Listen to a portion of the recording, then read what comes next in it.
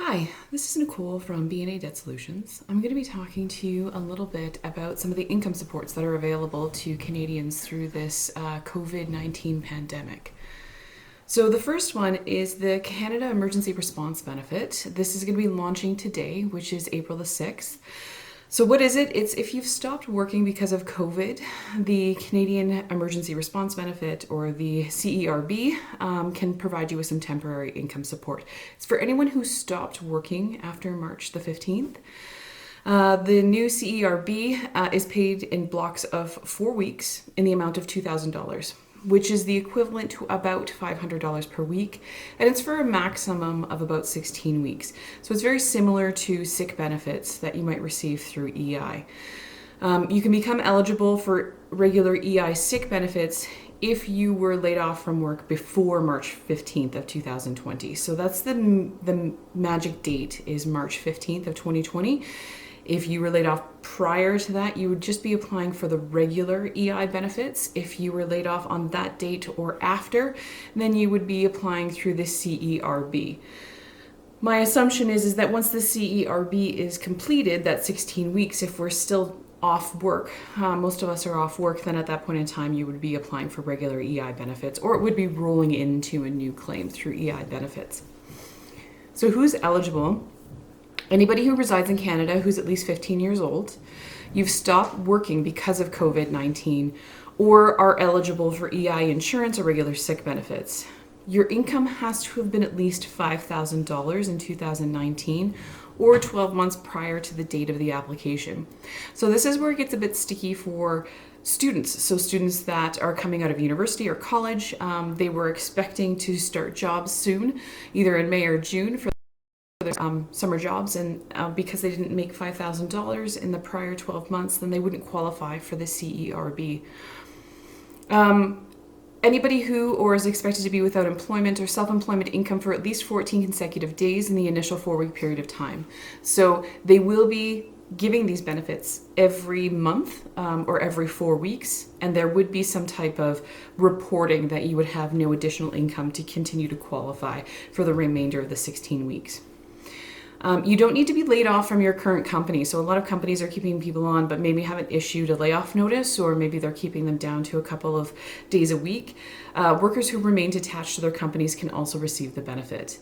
But you must have stopped working as a result of COVID and be without employment income for at least 14 consecutive days within that 14-week period. So that initial 14-week period, you have to have been off work for 14 consecutive days.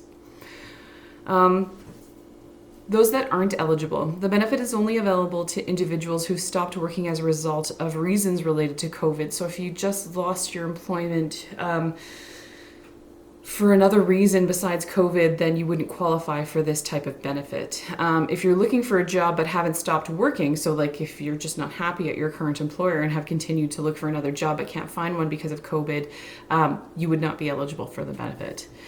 And those who have been on EI prior to March 15th are also not eligible for the CERB. I'm expecting the government to put something together for those that are currently on EI that are unable to find work now during their period of time due to COVID. So hang tight on specifically students, as well as people that were on EI prior to March 15th. Hopefully the Canadian government will put together some plans for those people. So how do you apply? They're kind of staggering the application process. So it's available between March 15th and October 3rd, so you can apply at any time. You can't apply any later than December the 2nd. I don't know why you would wait until December the 2nd, but you could. So as far as applications, they're going to break it out into the quarterly amounts of the year. So April 6th, if your birthday was in January, February, and March, that's the day that you would apply, so today.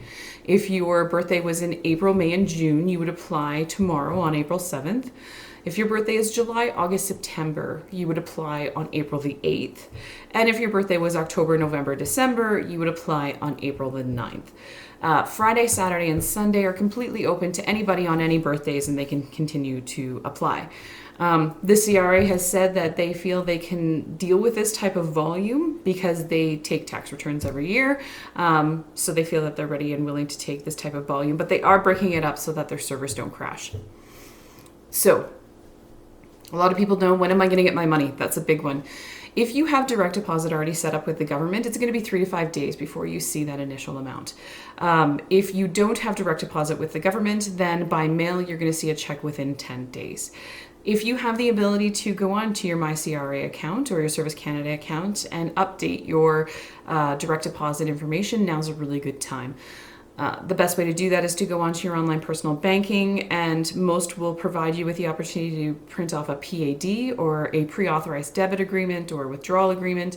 That will give you your transit number, your bank number, and your account number. You can then put that information into the CRA. It's always a really good idea to have that set up with the government anyways for direct deposit.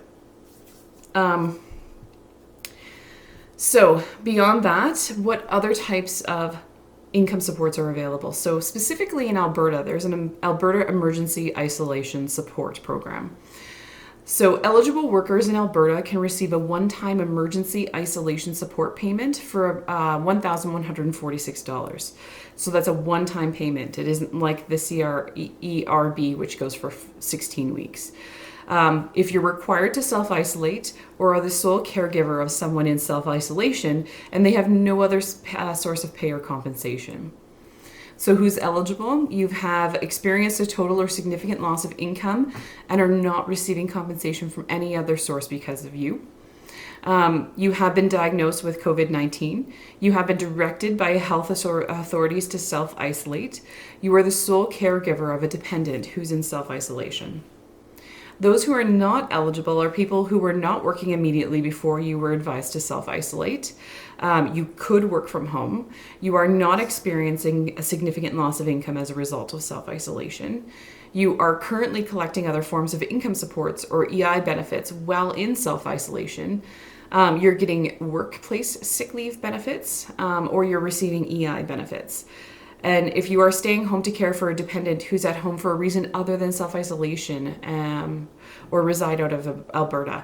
So other than self-isolation, a lot of people are having to stay home to take care of their children because the schools are closed.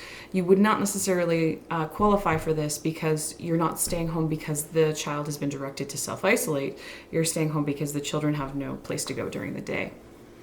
How do you apply? You would then be required to sign in or create a My Alberta Digital ID account. So Alberta has their own specific type of program where you can go online and create an account. Again, a really good idea in the future to have this type of account. So then you can complete the application online. And when are you going to receive those benefits? If your application is approved, you'll receive that payment through an Interact e-transfer within 24 to 48 hours. So other types of benefits to take into consideration besides the CERB and the one specifically for Albertans who are self-isolating is income supports. If you have zero income, don't qualify for either of these, what can you do next? Alberta Works is a program that people can qualify for to try to help out. It's not a lot, it's about $600 to $700 per month, but it can help you and your family with basic living costs and other necessities. Depending on your needs and situation, you might be eligible to receive assistance through the Alberta Income Support Program.